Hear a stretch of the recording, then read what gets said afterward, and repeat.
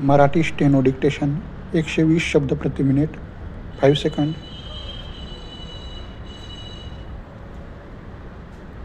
Start. अध्यक्ष महाराज परिचित. आपण विचार केला तर दिसून येईल की या राज्यात सभासदांना दिल्या जाणाऱ्या कर्जापैकी केवळ 22 ते 25% कर्ज शासनाद्वारा म्हणजे सहकारी बँकाद्वारा सोसायट्यांद्वारा पुरवले जाते आणि बाकीचे सारे कर्ज शेतकरी लोक खाजगीरित्या सावकारांकडून वगैरे मिळवितात. सांगण्याचा हेतू हा की 70% लोकांना कर्ज देण्याचा विचार आपल्याला करावयाचा आहे जो गरजू आहे, परंतु ज्यांच्याजवळ तारण ठेवण्याकरिता कोणत्याही प्रकारची जमीन नाही, स्थावर इस्टेट नाही, म्हणजेच जो पतवान नाही, अशाच गरज आपल्याला पुरवावयाची आहे. ती गरज पुरवताना त्याला जे कर्ज दिले जाईल ते तारणाशी संबंधित राहणार नाही. त्यांच्या परतफेडीच्या हमीची तत्त्वे निराळी राहतील आणि गरजू परंतु पतवान नसलेल्यांची गरज भागवणे हा त्यामागे मुख्य उद्देश राहील. यासाठी वेगळ्या प्रकारे नियम करावे लागतील, तशा सहकारी संस्था स्थापन कराव्या लागतील. याकरिता गावातील सोसायट्यांची पुनर्रचना करावी लागेल. अशा प्रकारे सहकारी संस्थांची गावांच्या पातळीवर पुनर्रचना झाल्यानंतर पत नसलेल्या वर्गाला कर्ज देण्याची आणि त्याच्या वसुलीची जबाबदारी त्यांनी आपल्या शिरावर नवीन पद्धतीनुसार घेतली.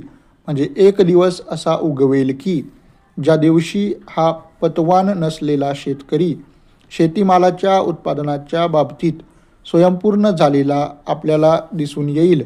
गावच्या सोसायटीवर अशा प्रकारची जबाबदारी टाकल्यानंतर त्या सोसायटीला ही जबाबदारी नीटपणे व सुलभरित्या पार पाडता यावी म्हणून तालुका किंवा जिल्ह्याच्या पातळीवरील संस्थांचा अनुभव लक्षात घेतल्यानंतर त्या या दृष्टीने उपयोगी ठरणार नसतील तर दुसरे लहान घटक त्याकरिता निर्माण करावे लागतील.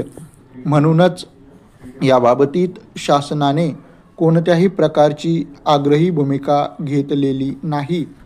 त्याला कमी दराने कर्ज दिले पाहिजे. त्याच्या पतीची मात्र निश्चिती नाही. शेतीच्या बाबतीत त्याला स्वयंपूर्ण करावयाचे उद्दिष्ट आपल्या डोळ्यासमोर आहे आणि अलीकडे विकास पावलेल्या नवीन शास्त्राच्या मदतीने त्याला पुरेसे भांडवल दिले गेले पाहिजे हे निश्चित आहे. आर्थिक दृष्टीने कमकुवत असलेल्या माणसालाही सहकारी चळवळीत सहभागी करून घेता आले पाहिजे हेही निश्चित आहे. हे सगळे सहकारी चळवळीत काम करणाऱ्या कार्यकर्त्यांच्या सामुदायिक विचाराने झाले पाहिजे. सहकाराने यासंबंधी अगदी शास्त्रशुद्ध भूमिका घेतली आहे. परिचित. या संबंधात सहकाराचा मूळ हेतू हा आहे की आर्थिकदृष्ट्या कमकुवत असलेल्या वर्गाला जास्तीत जास्त सवलती मिळाल्या पाहिजे, मदत मिळाली पाहिजे. या सगळ्या गोष्टींचा विचार करून आवश्यक ती पावले टाकली जातील. म्हणून मला असे वाटते की आज जर माननीय सदस्यांच्या ठरावात सांगितल्याप्रमाणे एखादी समिती नेमण्याचा आपण विचार करू लागलो तर ही सगळी योजना अंतिम स्वरूपात धारण करण्यास आणखी वेळ लागेल व ठराव आणण्यात त्यांचे जे उद्दिष्ट आहे त्याची हानीच होईल.